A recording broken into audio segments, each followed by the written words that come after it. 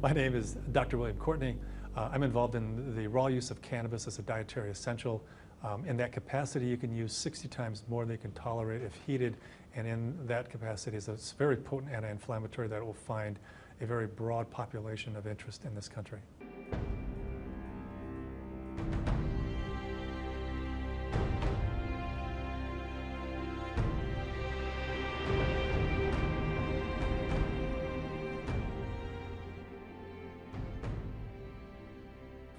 I'm Donald Abrams, and I'm Chief of Hematology Oncology at San Francisco General Hospital and a Professor of Medicine at the University of California, San Francisco. I do research in medical cannabis applications. I mean, if cannabis were discovered in an Amazon rainforest today, people would be clamoring to make as much use of as they could of all of the potential benefits of the plant. I think, unfortunately, it carries with it, you know, a long, maybe not so long history of being a persecuted plant.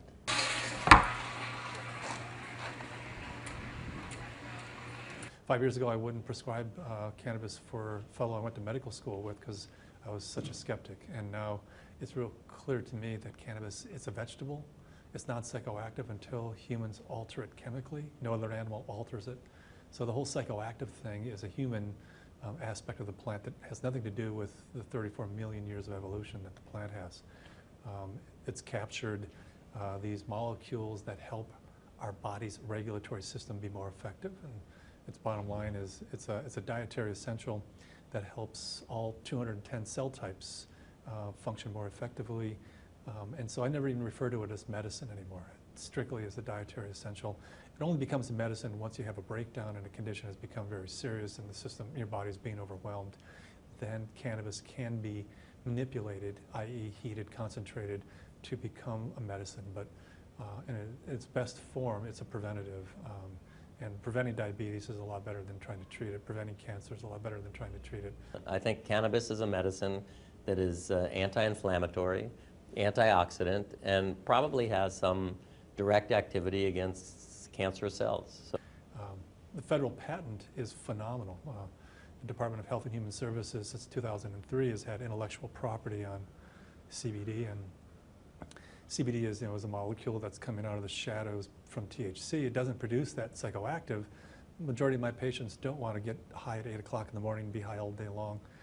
But a lot of them do have arthritis, car accidents, autoimmune disorders, rheumatoid, and they start out their day in pain, and they're in pain most of the day long. And so they're looking for relief but clarity, and that's what these eating the plant raw.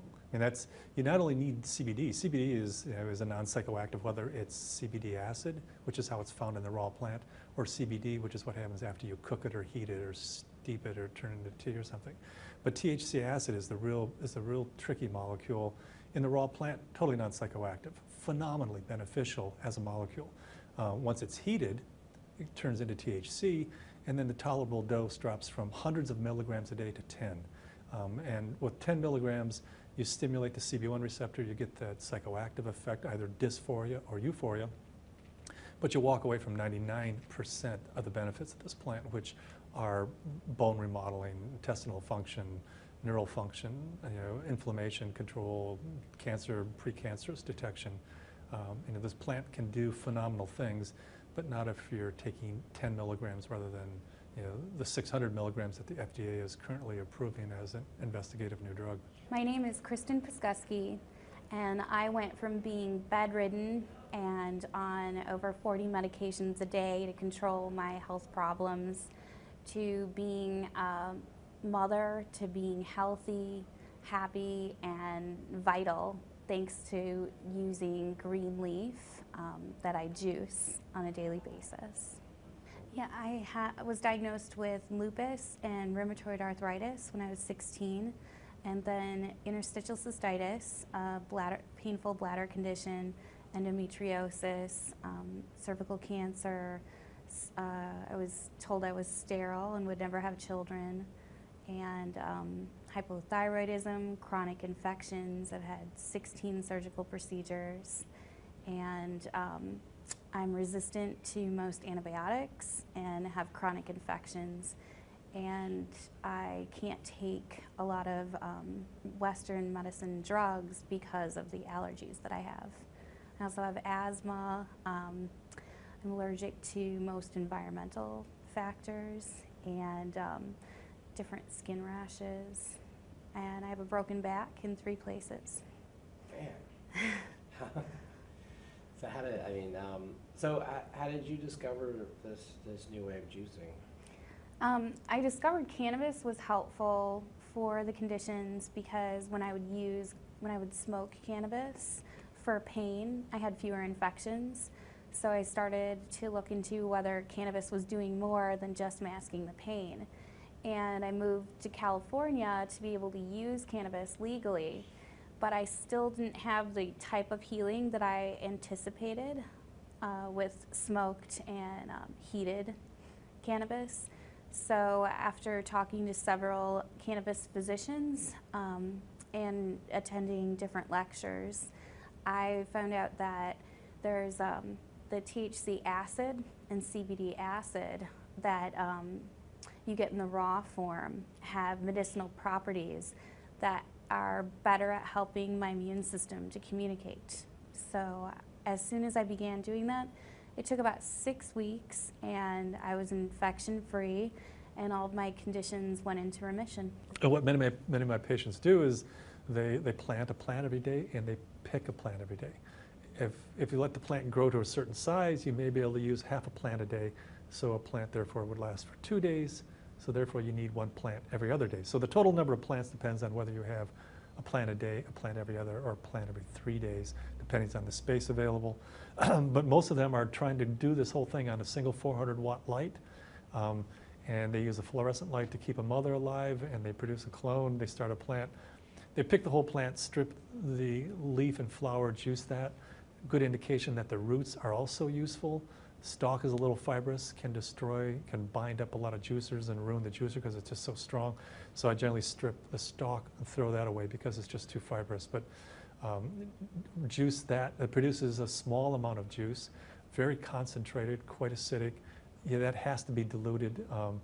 You can dilute it with fresh vegetable juice, fruit juice, or something that you buy off the shelf. The only time I've needed antibiotics in the last 4 years is when I was unable to do the juicing regime because I was overseas. And it was while I was pregnant for the first time with my daughter Zahaya. And when I came back, I had a horrible sinus infection, and they were unable to treat it with 3 different antibiotics. And the rheumatologist at UCSF I was working with thought that I may need to go back on methotrexate and prednisone. And 3 weeks after I got home and I had been juicing again, everything cleared up and I didn't have to go on any of the drugs or take another antibiotic. And at this point, I'm developing strains. Yesterday, stumbled on a strain that's 22% CBD acid. The plant that I had the day before that was 1%.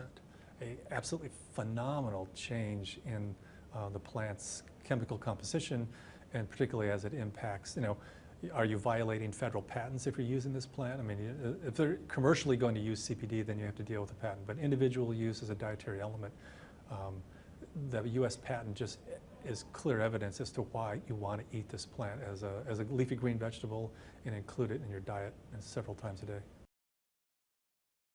I depend on right now on people who give me leaf because my partner is a cannabis physician and we worry about the legalities of growing our own right now and whether it could jeopardize his medical license.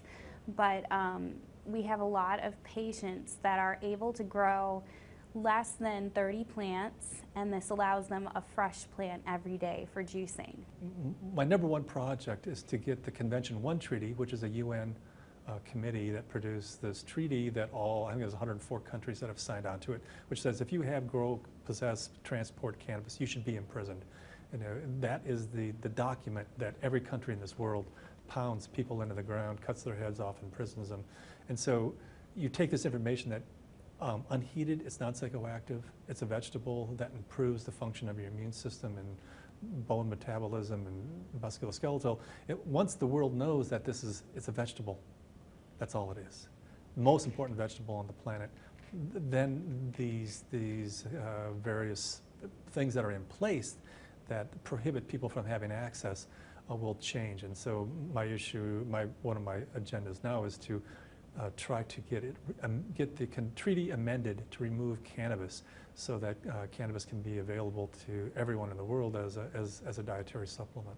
And anyone who knows somebody who's sick, who has a loved one with an illness, or themselves has suffered from one, understands that there are more important things to look at, and we have to be able to adapt. If what we're doing doesn't fit with what's needed in the world today, if how we make our living isn't supporting, it's not sustaining people's health, then we need to be able to grow and adapt and change.